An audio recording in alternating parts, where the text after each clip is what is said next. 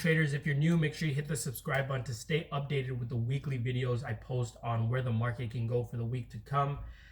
The way these videos work, I'll be going over the major currencies. I do go through and analyze them all, posting the directions for all of them. Like here we can see that this pair has the likelihood to rise next week. So I go through and post all the majors and the minors in the Telegram down below. So just get in there.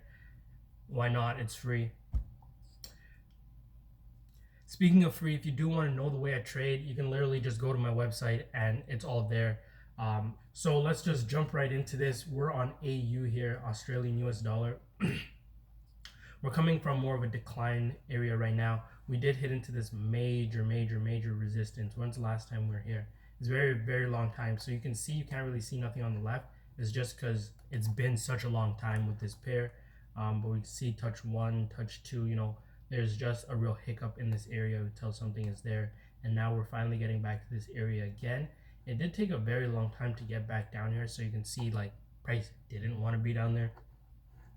So now that we're here, we're likely to get some rejections.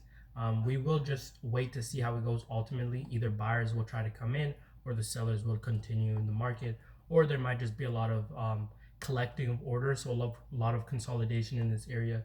You just have to be on alert and trade it for how it goes. But we can see if buyers start coming into this area, we can go back up to the resistance area. And then if sellers manage to flood through this very thick resistance, this thick support, sorry about that, it's about 150 pips. So just understand it could be a really big day that crashes through all this, but nonetheless, if we're on the bottom of it, we'll sell. If we're on top and buyers come back in, we're looking to buy. Okay. The next pair on the list, EU. So basically we're above the resistance on this. There is less buying momentum than there was in yesterday's candle, but we are above the resistance and we just played that. We can get either pressure will continue in and just go straight to the next resistance, or we might have a pullback to this area and then consider, if buyers come back in there as well, consider going to the next resistance again.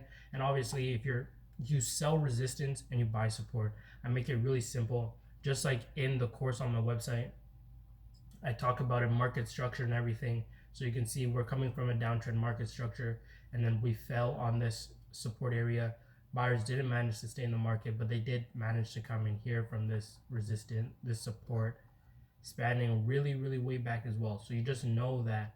And also resistance turns into support, support turns into resistance, all that real basic knowledge, but really just have to apply it on a consistent basis, right? So this is the way we're really looking at this pair. If we do get above this resistance area here of about 111, then we can be looking to go above this as well, back to the 111.50 area. But so far the euros as a whole, like if we just look at all these euro pairs, we can see that the buyers are really predominant right now.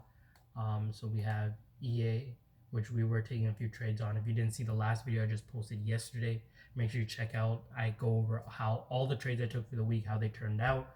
So we can just see like buyers are really predominant in the euros right now. Not really so much on Euro Swiss. That can just be because the Swiss are also strong. Right, so this shows us Australian weak, Swiss strong. Euro, the Euro Swiss, not a good pair. Pound Swiss, same thing. Pound weak, Swiss strong. It's showing us the same thing all over. Look at all the charts in the Telegram. So the next pair on the list is the pound US dollar. We are making bearish pressure, so like that's all good. It's a bearish pressure.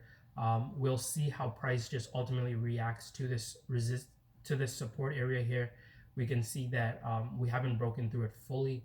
And like I mentioned in the last video, I wouldn't just look to enter a trade in this area just because we don't have a lot of distance between this support area and this support area, or like now this resistance, this support. There's not a lot of distance in between. It's better to take a trade from like this area to this area because you have a lot of more pip area to gain in that area. So if we close below this, we're looking to fall to the next support. And if buyers do come in back above this support area right here, then we can look to go back to this minor resistance area here. And then obviously we'll see how the buyers and the sellers react to this area as well to see if we'll go back up to the next resistance. It's really just all about reading the candles. Are buyers in, are sellers in? and is it a significant area?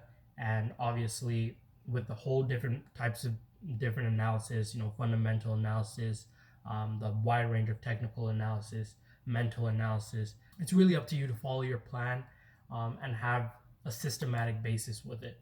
Okay, so the next pair that we are looking at is NZD USD, and like the other USD pairs as well, we are at that significant area. So we're at that support area there. Pound US dollar, we're at this support area here. Euro US dollar, we are not at a support area. We are coming from one maybe about 2 weeks ago. AU, we are at a major support area. So you can see on all these US related, we're at a common support area. So we'll see what the other US pairs say, US CAD, US Swiss, and US Yen. But we can see if buyers come in here, this area, we can look to take it to the resistance. If sellers push below this area, so right now I'm really just neutral on this pair. I'm waiting to see how the buyer and sellers will react, giving me an indication before I look to take trade opportunities in the longer term. That's this daily time frame trend direction. Okay. So US CAD, what are we doing? We are at this major resistance area. So this one placed all the others as well, not the Euro USD, just because the Euro is also showing that it's strong right now and it may sell off, but we have to wait to see like it actively occurring. Okay. So yesterday's candle was very, very indecision. A lot of bears came in at the close here. I can very much see because obviously like there's a really high point and we closed near the bottom of the candle and also the open of it. So this one here, we are at a significant support area. So we can see buyers try to come in there, but this is still a red candle. This candle was still controlled by the sellers ultimately. So either buyers come in, signaled by a green candle at the support area, or we'll continue to fall through. And likewise with the pound USD, I wouldn't trade this area in between just because you don't have a lot of pips in there. You have 30 pips. That's not really a swing trade idea, you know what I mean?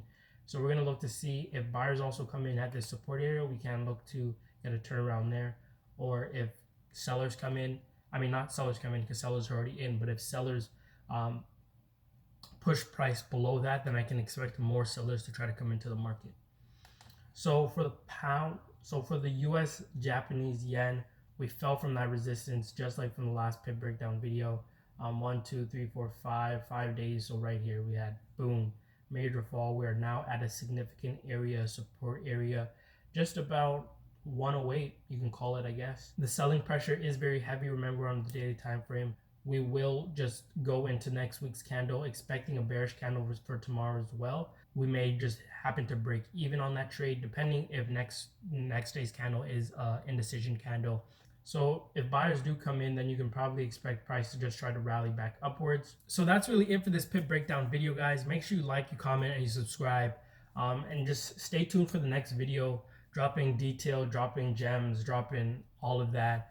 Make sure you follow me on Instagram at 247pips. And make sure you just stay tuned for the monthly webinars that I do. If you want access to them, I send the link directly to you so you can get in. Just go to the website, get the free course, and you're in.